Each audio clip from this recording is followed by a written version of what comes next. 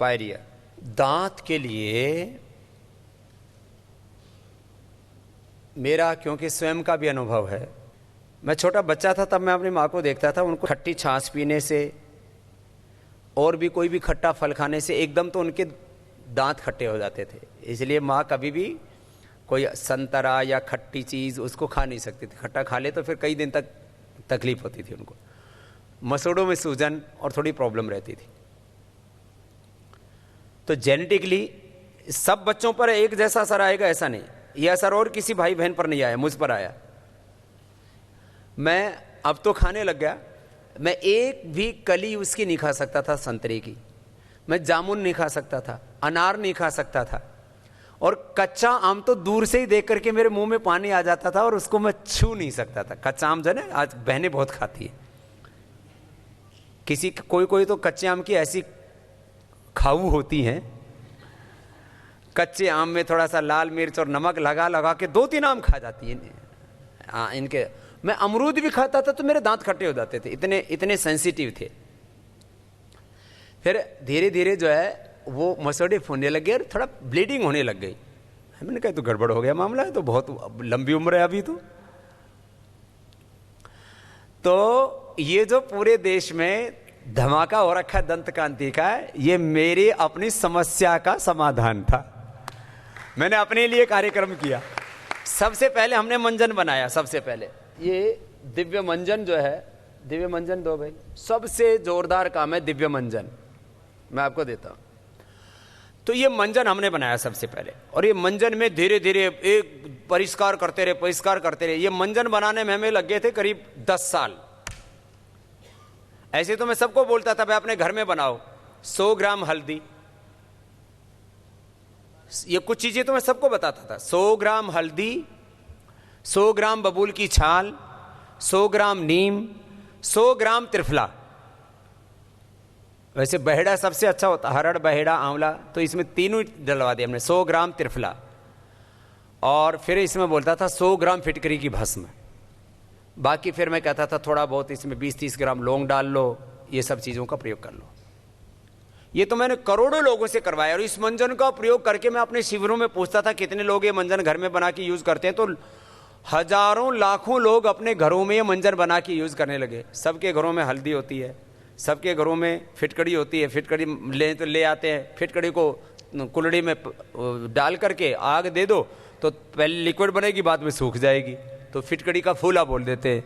फिटकड़ी का फूला मानी फिटकड़ी की भस्म हो गई। वो फिटकड़ी का फूला 100 ग्राम जो है, ये हल्दी 100 ग्राम, फिर नीम की छाल या नीम के पत्ते सबको मिल जाते हैं, बबूल की छाल लोग खरीद के लिए आते हैं, नहीं तो मिल जाती है गाँव में तो, और त्रिफला, फिर इसमें थोड़ा सा लौंग और थोड़ी सी हल्की सी, जैसे लौंग इसके अंदर 20 ग्राम 20-30 ग्राम बहुत है, और काली मिर्च जो है 10 ग्राम, और ये 7 चीज़ें हो गई। तो मैंने ये मंजन तो, और सेंधा नमक, हाँ सेंधा नमक 100 ग्राम।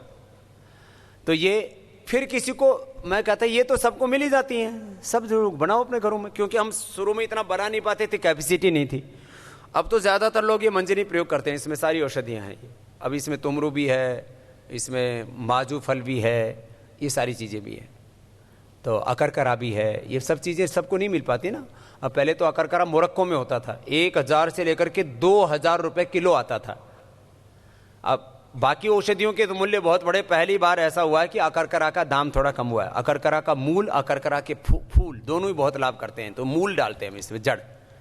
खैर, तो ये पहले बनाया हमने, तो जो है एविडेंस है। यहाँ एक डॉक्टर सुधीर हैं हरिद्वार में, वो मेरे पास योग सीखने आते थे, तो मैंने कहा भाई सुधीर जी मेरे दांतों में थोड़ी गड़बड़ हो गई। तो बोले बाबा जी देखो, पायरिया का इलाज किसी दुनिया में किसी के पास नहीं है। और डॉक्टर सुधीर भी जिंदा है अभी भी। उनका पेट इतना मोटा था कि वो जो है रोगी का पेट यहीं रख करके अपना उसका इलाज कर दिया करते। फिर उनका मैंने पेट ठीक किया। अभी बहुत वर्षों के बाद फिर मेरे से दोबारा मिले, मैं सुधीर जी नाम है उनका, तो डेंटिस्ट हैं अच्छे हो, अब रोज़ योग करते हैं। बोले बाबा जी आपने ऐसी आदत डाल दिया, मेरा तो उद्धार ही हो गया। अब बात आपको बता रहा हूँ, ये दांतों के लिए। तो फिर मैंने ये उस समय फिर मैं कपालभाति थोड़ा 15 मिनट करता था, फिर मैंने बढ़ा दिया टाइमिंग कपालभाति का। कपालभाति का बढ़ाना 2 तरह से जरूरी है।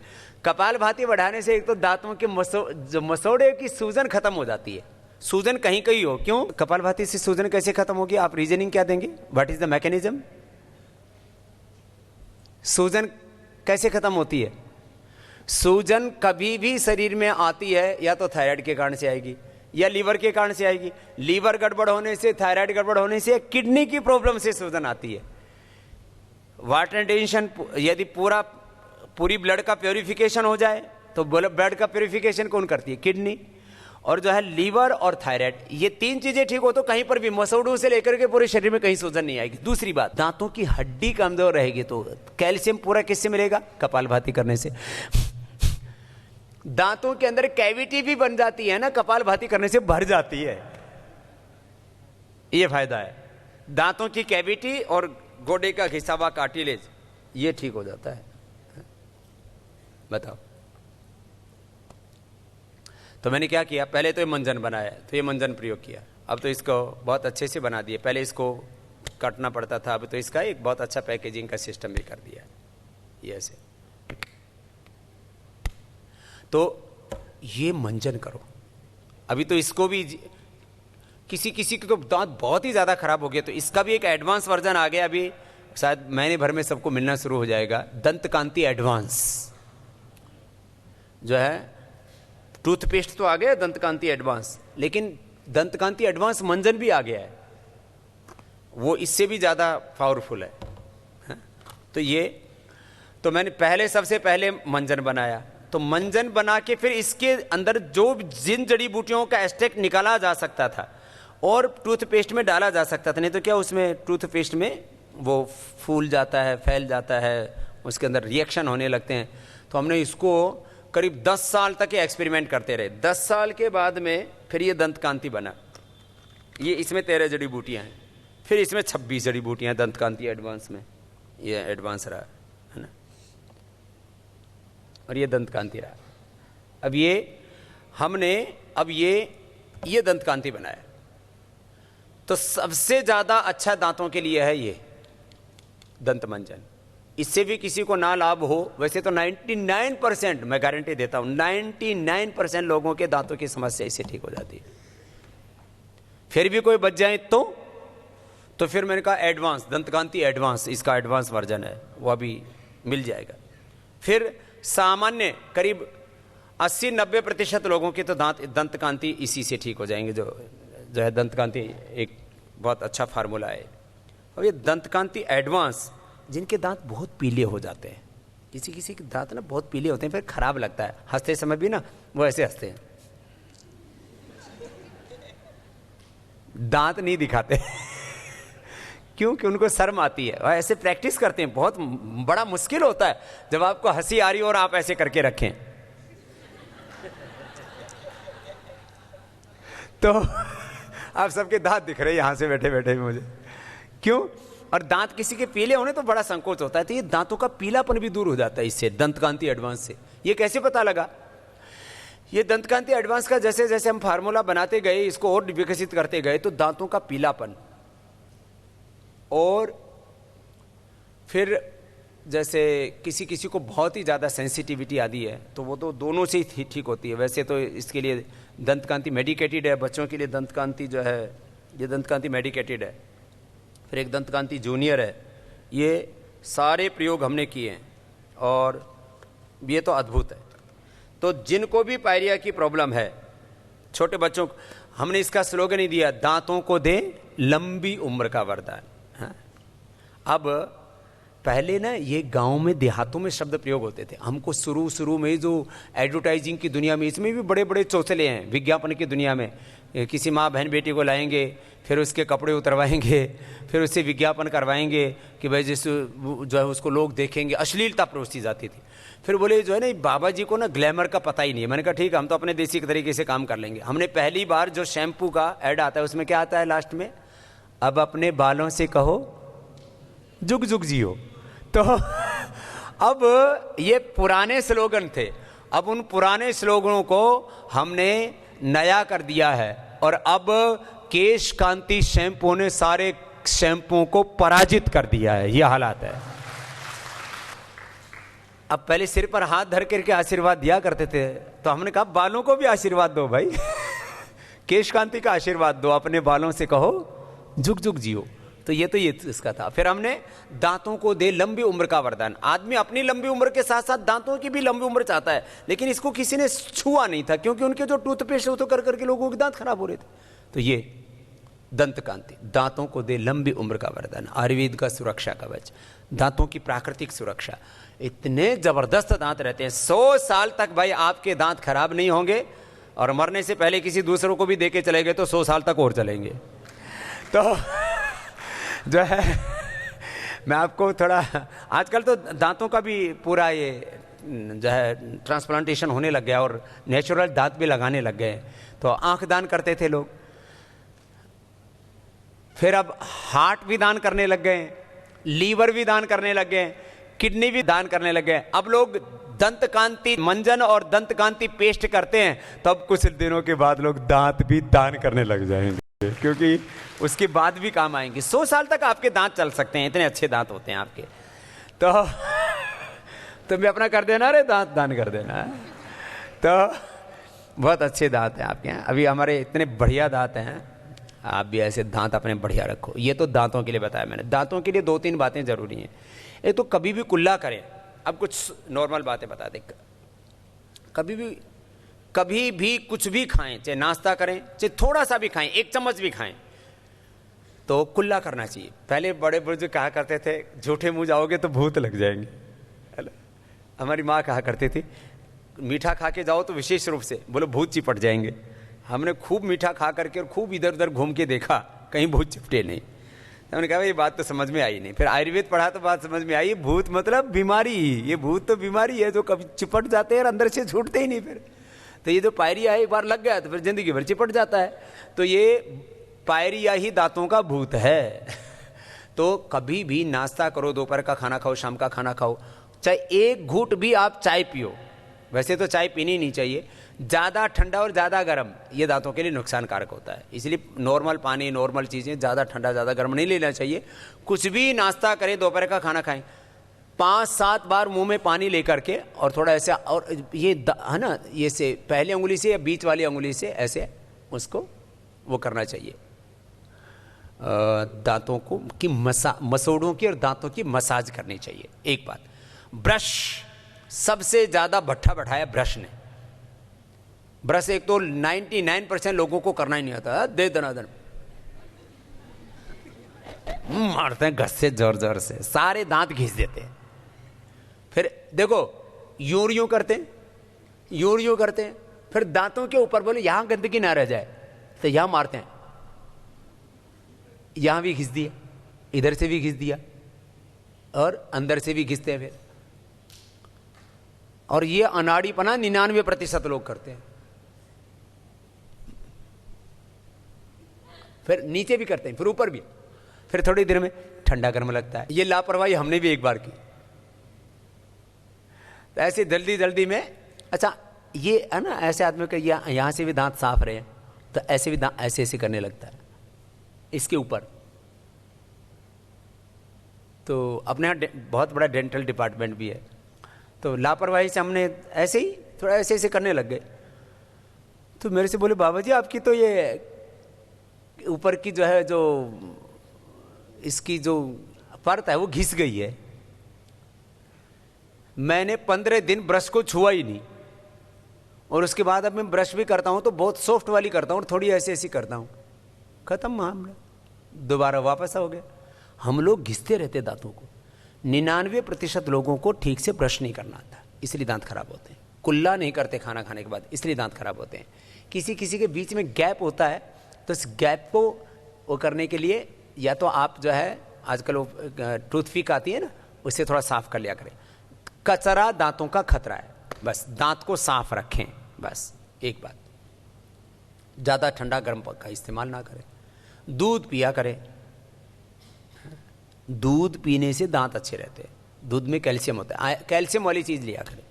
बस इतनी सी बात है, बाकी तो इतने विषय हैं।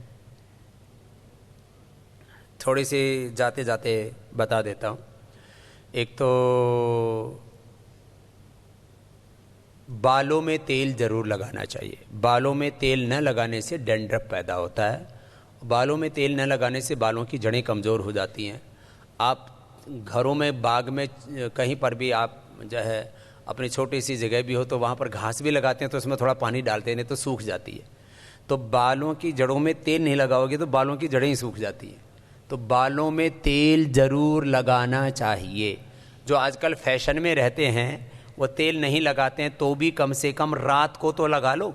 किसी ऑफिस में तेल लगाना मना होता है आजकल ना, किसी ऑफिस में, किसी कंपनी में बोले बालों में तेल नहीं लगा सकते, तो ठीक है। अरे ऑफिस में तो नहीं लगा सकते ना, ऑफिस से आके घर में लगा लिया करो, सुबह साफ कर लिया करो। तो बालों में तेल जरूर लगाना चाहिए, एक बात। दूसरी बात, बालों को 7 दिन में एक बार दही से ज़रूर धोना चाहिए। वैसे तो मैं पहले इलाज बताया करता था डैंड्रफ का, अब तो एंटी डैंड्रफ शैम्पू आ गया इसलिए ज़्यादा ज़रूरत नहीं पड़ती। पैरों में फटने के लिए देसी मोम, कपूर और नारियल का तेल बताया करता था, तो सरसों का तेल। अभी हमने उसके लिए तो क्रैक हील क्रीम बना दी है, इसलिए उसकी ज़रूरत नहीं पड़ती। बाकी ये मैं डैंड्रफ के लिए बताया करता था, 1 चम्मच सुहागा की खील, सुहागा लेकर के उसकी खील बना लेते हैं तो टंकण भस्म अपनी मिल ही जाती है। तो 10 ग्राम सुहागा की भस्म, फिर 1 से 2 चम्मच नीम के पत्तों का रस और 1-2 चम्मच नारियल का तेल, और इसको आधी कटोरी दही मिला करके लगा दो, आधा घंटे रख दो।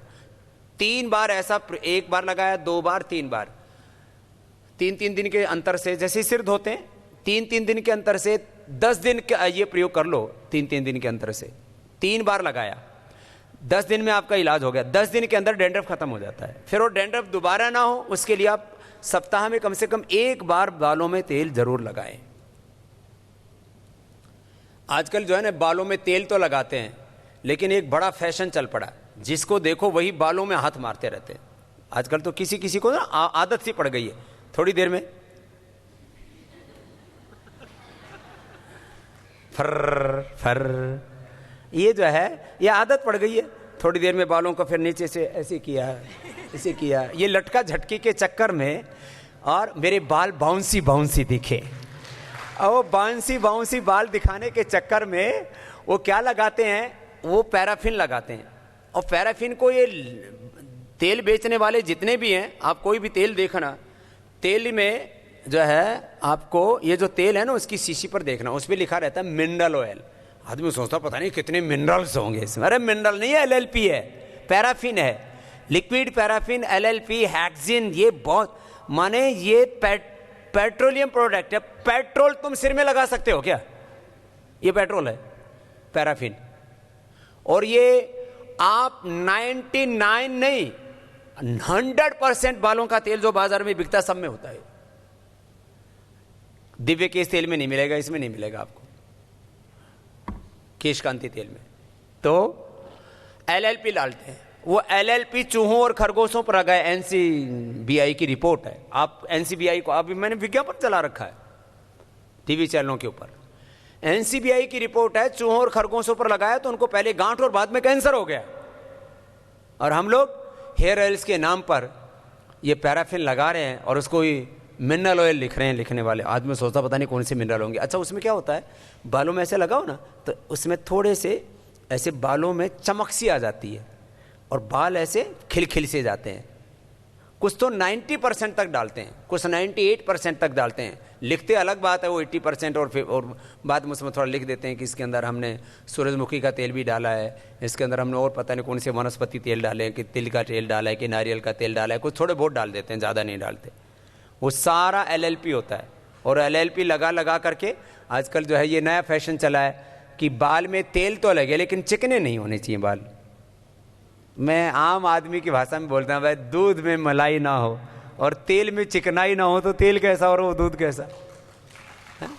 बावड़े बावड़े काम करते रहते हैं, ये काम मत करना। खैर, बालों में तेल लगाना चाहिए और मसाज करनी चाहिए उनकी, धीरे धीरे ऐसे हल्के हाथ से, उससे अच्छा रहता है। सुबह उठ करके आँखों को पानी से धोना चाहिए, ज़्यादा नहीं तो महीने में 1 ही बार त्रिफले से आँखों को धो लेना चाहिए।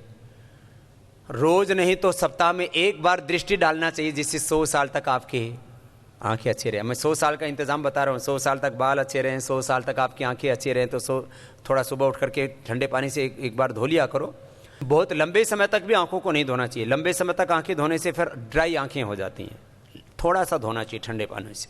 फिर किसी को ना ये यदि कपालभाति अनुलोम विलोम नहीं करते तो बड़ी उम्र में ना लोगों की आंखों में आंसू आने की समस्या हो जाती है। किसी के तो आंखों के आंसू सूख जाते हैं, किसी के अंदर ये अंदर ड्रॉप गिरते रहते हैं, आंखों को गीला रखने के लिए पानी निकलता रहता है और वो गले में वो पानी आता रहता है, तो वो नस बंद हो जाती है। ये कपालभाति अनुलोम विलोम नहीं करते तो कपालभाति अनुलोम विलोम जरूर किया करो, नहीं तो आपको 2 समस्या होंगी, या तो ड्राई आंख होंगी आपकी, या आंखों में आंसू निकलते रहेंगे, फिर पूछते रहना जिंदगी भर। फिर अगली बात, आंखों को मैं दृष्टि आई ड्रॉप जो है वो जरूर सप्ताह में एक बार डाल लिया करो, या शहद डाल लिया करो, या जो है घी डाल लिया करो। घी त्रिफला घृत तो हमारे यहाँ डालते ही हैं, अक्षय तर्पण करते हैं, तो बाकी घी डाल लो, इसे गाय का घी डाल लो, घी या शहद या दृष्टि आई ड्रॉप या गुलाब जल आंखों में डाल लिया करो, इससे आंखें ठीक रहती हैं। नाक को ठीक रखने के लिए कपालभाति अनुलोम विलोम भी बहुत है, जल नीति सूत्र नीति की भी जरूरत नहीं। दांतों को ठीक रखने के लिए कुल्ला जरूर किया करो और मंजन किया करो। सप्ताह में यदि आप मुझसे पूछें तो 6 दिन मंजन करना चाहिए, 1 दिन टूथपेस्ट करना चाहिए, और नहीं तो भाई कम से कम शुरुआत तो करो। 7 दिन में कम से कम 6 दिन यदि टूथपेस्ट करते तो 1 दिन मंजन जरूर किया करो। और टूथपेस्ट और मंजन जो करते हो, ये चाहे दंत कांति करते हो या दंत मंजन करते हो, तो कम से कम 5 मिनट बाद कुल्ला किया करो। उतनी देर तक उसको मुंह में उसका रहना चाहिए असर जड़ी बूटियों का। 5 मिनट बाद कुल्ला करना चाहिए। कुछ तो 1 मिनट ऐसे किया और तुरंत फिर मुंह में पानी भरा, थू थू थू करके थू थू कर देते, कुछ नहीं, वो उसका असर तो होने दे मेरे भाई। 5 मिनट तक उसको मुंह में रहना चाहिए टूथपेस्ट को या मंजन को, तब जाकर के उसका पूरा असर होता है। खैर, फिर चमड़ी को अच्छा रखना है तो रगड़ रगड़ के नहाना चाहिए, रगड़ रगड़ के नहाओ। और देसी तौलिए से इसको पूछो, चेहरे को भी माथे को भी, तो डेड स्किन सेल्स कहीं नहीं रहेंगे। आपको स्क्रब लगाने की जरूरत नहीं पड़ेगी, फेशियल लगाने की जरूरत नहीं पड़ेगी, इधर उधर के तमाम चौचलेबाजी की जरूरत नहीं पड़ेगी। आंवला का जूस पियो, आंवले का जेल लगाओ, चमड़ी एकदम फर्स्ट क्लास रहेगी, चमड़ी एकदम फर्स्ट क्लास। हड्डियों को फर्स्ट क्लास रखने के लिए दूध 1 बार जरूर पीना चाहिए रात को, सुबह दही, दोपहर को छाछ का सेवन करना चाहिए हड्डियों के लिए। और हरी सब्जियां लेनी चाहिए, उससे हीमोग्लोबिन आपका एकदम अच्छा रहेगा। तो चमड़ी के लिए आपको, स्नान के लिए आपको बता दिया। और आप 100 साल तक अच्छे से जीना चाहते हो तो सीधे बैठने का अभ्यास करो। इसमें तो अभी भी गड़बड़ घोटाला हो रखा था। तो आपका ना सीधे बैठने का अभ्यास नहीं होता, जब देखो तभी तो आपने कमर का कबाड़ा कर लेते हो। आप यदि बहुत अच्छे से ज़िंदगी जीना चाहते हो तो सीधे बैठने का अभ्यास करो। ये बहुत छोटी छोटी बातें हैं, बिल्कुल सिंपल सी बातें हैं। सुबह उठ करके पानी ज़रूर पिया करो। यदि जैसे हम क्लास आदि में आते हैं तो 1 गिलास, नहीं तो आप फ्री रहते हैं तो 1 से 4 गिलास पानी पी सकते हो, उससे बॉडी पूरी क्लीन हो जाती है। सुबह सुबह कुछ चीज़ों का सेवन जरूर करना चाहिए, जैसे तुलसी है, जैसे आंवला एलोवेरा है, गिलोय है, नीम है, लहसुन है। सुबह कुछ चीज़ें ले लेनी चाहिए, उससे पूरी बॉडी क्लीन हो जाती है। दिन भर का खाने पीने का जो कचरा वो सुबह साफ हो जाता है ये चीज़ें लेने से। आंवला, एलोवेरा, गिलोय, तुलसी, नीम, इस तरह की कुछ चीज़ें सुबह ले लेनी चाहिए। जिनके शरीर में किसी भी प्रकार की डेफिशिएंसी रहती है, न्यूट्रिएंट्स, माइक्रो न्यूट्रिएंट्स की, कैल्शियम, विटामिन आदि की, तो वो सुबह जो है ऐसे अलसी भी ले सकते हैं। 1 चम्मच अलसी, 2-1 ग्राम, ज़्यादा लेने से थोड़ी गर्म पड़ जाती है अलसी, फ्लैक्सीड बोलते हैं उसको। उसमें ओमेगा 3 से लेकर के सारी चीज़ें होती हैं। खैर, और नाश्ता एक जैसा नहीं करना चाहिए, नाश्ता बदल के अलग अलग तरह का नाश्ता करना चाहिए। कभी अंकुरित अन्न ले लिया, कभी कोई खिचड़ी खा ली, कभी दक्षिण वाले इडली खा ली, कभी जो है उपमा ले लिया, कभी कोई पोहा ले लिया, कभी किसी को ज़्यादा ही खाने पीने के चटोरे हों तो कभी पराठा खा लिया। रोज़ नहीं चक्कर रहना चाहिए पराठे का, रोज़ पराठा नहीं खाना चाहिए। हाँ, तो अलग अलग चीज़ें। और सप्ताह में या 15 दिन में 1 बार उपवास जरूर रखना चाहिए। उपवास और उपासना हमारी चिकित्सा पद्धति की और हमारी भारतीय जीवन पद्धति के अभिन्न अंग है। दोपहर का खाना, शाम का खाना जो भी आप खाएं उसके 1 घंटे बाद पानी पिएं। भोजनांते विषमवारी, सुबह दही, दोपहर छाछ, रात को खाने के 1 घंटे बाद दूध पीना चाहिए। खाना चबा के खाना चाहिए, 99% लोग, 99 क्या 99.99% लोग तेजी से भोजन करते हैं। जितनी देर में आप खाना खाते हो उसका कम से कम 2 से 3 गुना खाने का टाइम बढ़ा दो आप। इससे 2-3 काम होंगे। एक तो खाने का सुख आपको ज़्यादा मिलेगा, ज़्यादा देर तक खाओगी, धीरे धीरे आपकी आदत ठीक हो जाएगी। धीरे धीरे चबा चबा के खाने से इंडाइजेशन की, गैस, कॉन्स्टिपेशन, कोलाइटिस की सभी तरह की समस्याएं ठीक हो जाती हैं 99%। आप भी अपना भोजन का टाइम देखना। आप एक ग्रास को 32 बार चबाने की बात करते हैं तो मुश्किल से 4 बार 6 बार चबाते हैं लोग, और कुछ तो 2-4 बार ही ऐसे मुंह में किया, और चावल आदि को तो ऐसे पूरा निगल ही जाते हैं। बोले चावल तो अपने आप ही हजम हो जाएगा। बहुत जल्दी खाते हैं भाई, इतनी कौन सी जल्दी है, कौन सा जो है तेरी ट्रेन निकल रही है, प्लेन उड़ रही है, कोई जो है स्वर्ग में जाने से चूक जाएगा। थोड़ा धीरे धीरे खा ले भाई, धीरे धीरे खाओ, चबा चबा करके खाओ, और अलग अलग तरह की साग सब्जियां, अलग अलग तरह के फल, अलग अलग तरह के अनाज खाओ, और भोजन प्रसन्नता के साथ लो। भोजन करते समय कोशिश करो कि कम से कम बोलो या ना बोलो, और भोजन करते समय टीवी आदि भी ना देखो तो अच्छा। और गुस्सा तो बिल्कुल मत करना, प्रसन्नता पूर्वक खाना खाना चाहिए। खैर, खाने के बाद वज्रासन में बैठ लें तो अच्छा रहता है। खाने के बाद ऐसे अभी भी बैठ जाइए, खाली पेट है कोई बात नहीं, अभी और लगने दो भूख, अभी खिलाएंगे आपको।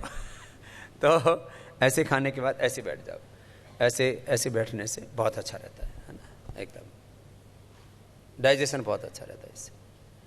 और शाम के खाने के बाद थोड़ा टहल लेना चाहिए, और योगाभ्यास आदि करने के बाद 15-20 मिनट बाद स्नान करना चाहिए। पानी भी, जिनको अर्थराइटिस है उनको गर्म पानी ही पीना चाहिए, अर्थराइटिस और अस्थमा वालों को। बाकी जो मोटापा है, अर्थराइटिस है, अस्थमा है, तो उनको गर्म पानी पीना चाहिए, बाकी को नॉर्मल पानी पीना चाहिए। कुछ जो है तांबे के रोटे में रख करके भी पानी पीते हैं तो वो भी अच्छा होता है।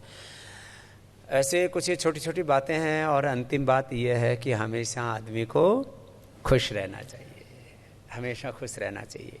और 2 दोष मैंने बताए थे, उनसे बचना चाहिए। आलस्य, प्रमाद नहीं करना चाहिए, पुरुषार्थ करना चाहिए। पुरुषार्थ हमारा जीवन है, और किसी से द्वेष नहीं करना चाहिए, सबसे प्रेम पूर्वक जीना चाहिए। तो आइए दोनों हाथ एक बार ऊपर उठा करके हंस के दिखाइए। फिर से हंसो, और जोर से हंसो। ऐसे हंसा करो। तो आइए अब शांति पाठ करते हैं। ओम द्यौः शान्तिरन्तरिक्षं शान्तिः, पृथिवी शान्तिरापः शान्तिरोषधयः शान्तिः, वनस्पतयः शान्तिर्विश्वे देवाः शान्तिर्ब्रह्म शान्तिः, सर्वं शान्तिः शान्तिरेव शान्तिः सामा शान्तिरेधि। ओम शान्तिः शान्तिः शान्तिः।